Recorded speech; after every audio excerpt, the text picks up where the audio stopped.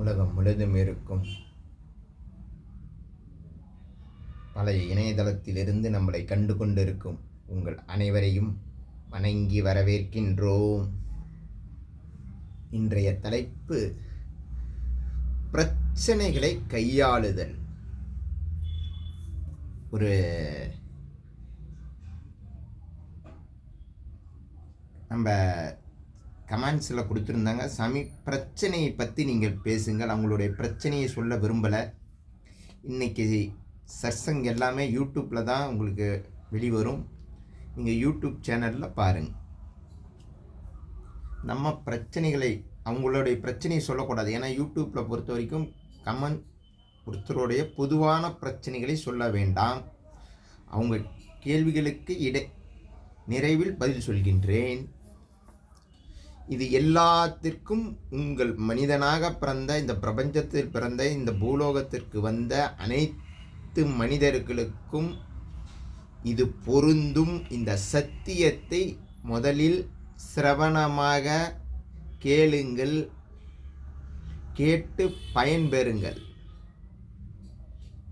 பிரச்சனை அப்படிங்கிறது ஒன்றும் இல்லைங்கய்யா,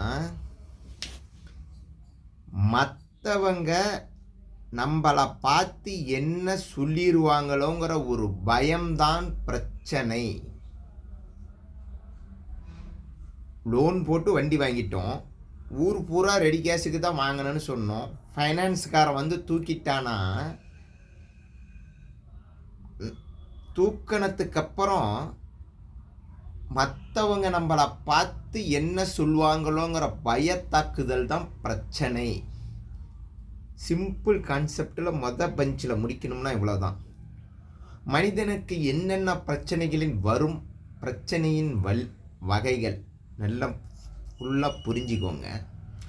பிரச்சனைகளின் வகைகள்: ஒருத்தருக்கு பணத்தடை, ஒருத்தருக்கு மனத்தடை, ஒருத்தருக்கு உடல் நலத்தடை, ஒருத்தருக்கு உறவுகள் தடை. உறவுகள் கூட ஒரு பிரச்சனை தான். பிரச்சனை நல்லா சேர்ந்துக்கிட்டு இருந்தாங்கப்பா, திடீர்னு பிரிஞ்சிட்டாங்கன்னு மக்கள் பார்த்து பேசுவாங்களே அப்படிங்கிற பயம் கூட ஒரு பிரச்சனை தான். நல்லா வாழ்ந்து வெல்த்தாக இருந்தான், திடீர்னு இப்படி நலிவடைஞ்சிட்டான், மக்கள் பார்த்து பேசுவாங்களேங்கிற ஒரு மன பயம்தான் உங்களுடைய வாழ்க்கையின் பிரச்சனைக்கான அடித்தளமே. எத்தனை பேர் சாமி நம்மளை பார்த்து ஏதோ நம்ம பின்தொடர்ந்தே எடுத்திருக்கிறாங்கன்னு நீங்கள் நினைக்காதீங்க. அழகா பகவத்கீதையில் சொல்லியிருக்கிறாங்க. மற்ற எல்லா புக்கில் படிச்சிங்கனாலும் இதற்கான சத்தியத்தை சொல்கிறாங்க. ஒரு புக்கை எடுத்திங்கன்னா காலபைரவரை மதிக்கணும்பாங்க, ஒரு புக்கை எடுத்திங்கன்னா உங்களை கம்ப்ளீட் பண்ணணும்பாங்க. பகவான் ஸ்ரீ கிருஷ்ணன் சொல்கிறது என்னன்னா, எது நடந்ததோ அது நன்றாகவே நடந்தது, எது நடக்க போகிறதோ அதுவும் நன்றாகவே நடக்கும், எது இன்று ஒன்றுது என்பது அது நடக்கிறதோ அது நாளை மற்றொருவர்களுக்கு. இன்னைக்கு நமக்கு வர பிரச்சனை மற்றவங்களுக்கு இன்னொரு நாளை காத்திருக்குது. அதனால் மிகப்பெரிய இந்த வீடியோ பார்க்குற, சற்சங்கத்தை பார்க்குறவங்களுக்கு பல பேர்த்துக்கு நான் சொல்கிறேன், கிருஷ்ணன் சொல்கிற மாதிரி தாமரை நீரில், தாமரை பூவில் எப்படி நீர் பட்டும் படாமல் இருப்பது போல துக்கத்திலும் சந்தோஷத்திலும் நம் நிலைகுலையாமல் இருப்பது தான் நம் பிரச்சனைகளுக்கு தீர்வு. நல்லா யோசனை பண்ணுங்க. பிரச்சனை வரும்போதெல்லாம் என்னைக்காவது நாம் பயப்படுற, இந்த இன்டைரக்டாக உங்களை பயம் தாக்கி கொண்டே இருப்பது தான் பிரச்சனை. பிரச்சனையை நீங்கள் ஹேண்டில் பண்ண தெரியாமையே பயத்திலேயே பல பேர் தூங்காமையே விட்டுறீங்க. தூங்கும்போது ஃபிசிக்கலாக பெட்டில் படுத்துக்கிட்டு, பில்லோவில் படுத்துக்கிட்டு, நாளைக்கு இவன் என்ன சொல்லுவான், இந்த கடன்காரனுக்கு என்ன பதில் சொல்கிறது, நம்ம ஓனருக்கு என்ன போய் சொல்லி லீவ் வாங்கிறது, உண்மையை சொல்கிறதுக்கு எத்தனை தடவை கேட்டிங்கனாலும் உண்மையை ஒரே மாதிரி தான் சொல்லுவாங்க. பொய்யை நீங்கள் கேட்டிங்கன்னா ஒவ்வொரு தடவையும் ஒவ்வொரு மாதிரி சொல்ல வேண்டியது இருக்கும். பொய்யை சொல்ல ஆரம்பிச்சிட்டிங்கன்னா பொய் சொன்னது என்னங்கிறத திங்க் பண்ணி சொல்கிறதே, ஒரே மாதிரி சொல்கிறதே ஒரு வேலையாகவே ஆகிடும்.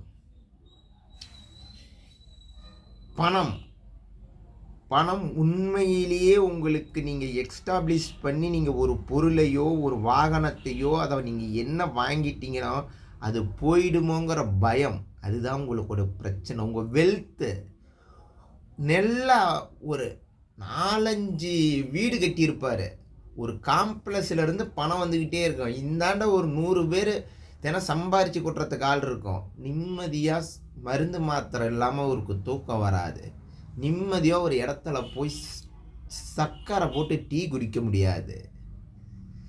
நிம்மதியாக ஒரு 10 பேர் நீங்கள் இருக்கிற இடத்துல 10 பேருக்கு சுகரோட டீ வாங்குறீங்க, எனக்கு மட்டும் சுகர் கம்மியாக கொடுங்கன்னா நீ பணத்தை சம்பாரித்து வச்சு என்ன பிரயோஜனம்? அதே மாதிரி வாழ்க்கைகள், உறவுகள், 10 பேரோட நீங்கள் ஒட்டுக்கா போகிறீங்க, ஒரு சிலவருக்கு மட்டும் அந்த கப்பிள்ஸ் அந்த பிரியறதோடு பிரச்சனைகள், இவன் கேட்பானோ அவன் கேட்பானோ அப்படிங்கிற அந்த பிரச்சனைகள், இதுவும் ஒரு பிரச்சனை தான். மற்றவர்கள் நம்மளை என்ன நினைப்பாங்கங்கிற பயத்தாக்குதலையே வாழ்கிறது தான் பிரச்சனை. பிரச்சனை உண்மையாலுமே உங்கள் நடந்த சம்பவத்துக்கும் உங்களுக்கும் எந்த ஒரு வித்தியாசமும் இருக்காது, தொடர்பும் இருக்காது.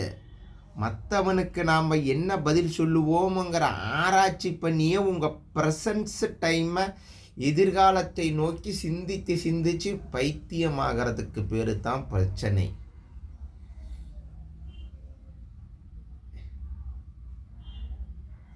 எத்தனை பேர்த்துக்கு நான் சொன்னது உங்களுக்கு புரியும்? நல்லா பாருங்கள், ஒரு கம்பெனியில் நல்லா ஹைஜீனிக்கான போஸ்ட்டில் இருந்திருப்பான்.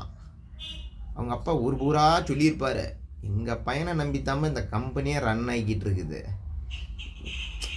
இவன் இல்லைன்னா இந்த கம்பெனியே இழுத்து மூடியிருப்பாங்க.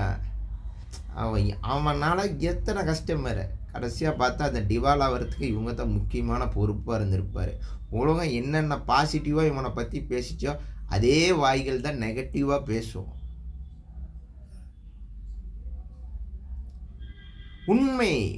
உண்மையே நம்ம டீமை விட்டு இந்த சத்தியத்தை எல்லாம் ஆராய்ஞ்சு பார்த்தா ஒவ்வொருத்தரும் ஒவ்வொரு கருத்துக்களை சொன்னாங்க. இந்த அம்மா இப்போ எங்களுக்கு கேட்ட ஒரு இன்ஸ்ட்ரக்ஷன், அதை பிரகாரம் சாமி பிரச்சனை என்பதை எப்படி கையாளுவது, உங்கள் தீர்வை நீங்கள் சொல்லுங்கள். அந்த அம்மா அழகாக ஒரு பிரச்சனைகள் உறவுகளை பற்றி கேட்டிருக்கிறாங்க. நல்ல ஒரு செய்தி. அந்த அம்மாவுக்கு பணத்தடை இல்லை, மனத்தடை இல்லை, உடல் ரீதியாக எந்த ஒரு இதுவும் இல்லை, உறவுகள் சார்ந்த தடைகள். அதற்கு பதில் நாம் சொல்ல இருக்கின்றோம். வரிசை இன்ஸ்ட்ரக்ஷன் எடுத்துக்கிறவங்க எடுத்துக்கலாம். நல்லா புரிஞ்சுக்கோங்கள், நீங்கள் எந்த சூழ்நிலையில் அந்த பிரச்சனையை பார்த்தீர்கள், அதாவது அந்த பிரச்சனை உங்களுக்கு தடையா இல்லை, அந்த சூழ்நிலைகளை எப்படி நீங்கள் கையாண்டீர்கள். அவங்கள பார்த்தாவே உங்களுக்கு எரிச்சல் வரும்.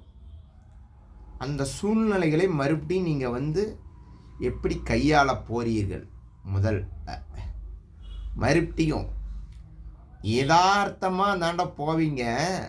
அவங்க திடீர்னு உங்கள் பேரை சொன்னாவே மற்ற எந்த ஞாபகமும் வராது, அந்த பிரச்சனையோட உறவுகளோட ஞாபகம்தான் வரும். அந்த மாதிரி எத்தனை தடவை உங்கள் வாழ்க்கையில் வந்திருக்கு. இதெல்லாம் ஒரு பேப்பர் எடுத்து ஹிண்ட்ஸ் எடுத்து எழுதிக்கோங்க. மூன்றாவது, நீங்கள் தப்பு பண்ணாத வரைக்கும் யார் எது பேசினாலும் உங்களுக்கு எதுவுமே தெரியாது. யாராவது யார் கூடயாவது கூடி நின்று பேசிக்கிட்டு இருக்கும்போது நீங்கள் கிராஸ் ஆகி போனீங்கன்னா உங்களை ஒரு லைட்டாக ஒரு பார்வை பார்த்துட்டு வேறு பழமாக பேசினா கூட நம்மளை பார்த்து அந்த பிரச்சனையை தான் பேசுகிறாங்கங்கிற ஒரு நினப்பு வரும். அந்த மாதிரி சூழ்நிலைகளை எத்தனை நீங்கள் கோத்ரூ பண்ணியிருக்கிறீங்க. மூணாவது, இனிமேட்டு நம்மளை யாரெல்லாம் ஒவ்வொரு இடத்துக்கு போனால் என்னென்னலாம் சொல்லி பேசுவாங்க, அப்பொழுது நம் மனதை எப்படி கட்டுக்குள் கொண்டு வந்து அதற்கு பதில் சொல்ல வேண்டும். லாஸ்ட் அண்ட் ஃபைனல், எந்த பதிலை சொல்வதாக இருந்தாலும் கடைசி வரைக்கும் ஒரே முடிவு, ஒரே பதிலை தெளிவாக சொல்ல வேண்டும். அப்பொழுதுதான் உங்கள் பிரச்சனைக்கான சிந்தனை ஓட்டம் குறையும். 10 பேர்த்துக்கிட்டையும் மாற்றி மாற்றி சொன்னீங்கன்னா அந்த பிரச்சனை என்ன ஆகும்னா, பிரச்சனை இன்க்ரீஸ் தான் ஆகிக்கிட்டு இருக்கும். ஒரே பதில் ஒரே மாதிரி 10 பேர்த்துக்கிட்டையும் சொன்னீங்கன்னா அந்த பிரச்சனை 10 நாளில் இல்லை, 10 நிமிடத்தில் சரியாகிவிடும். சொன்ன இன்ஸ்ட்ரக்ஷனை புரிஞ்சுக்கோங்க. உங்களுக்கும் இந்த சற்சங்கத்தை பார்த்து கொண்டிருக்கும் அனைவருக்கும் இதுதான் தீர்வு. தீர்வுகளை மீண்டும் ஆராய்வோம். பயம்தான் உங்கள் பிரச்சனைக்கு வாழ விடாமல் இருக்கின்ற தடை. இன்றைய தலைப்பை மீண்டும் ஒரு சத்தியத்தில் நன்றாக இணைவோம். மீண்டும் ஒரு சத்தியத்தை காண்போம்.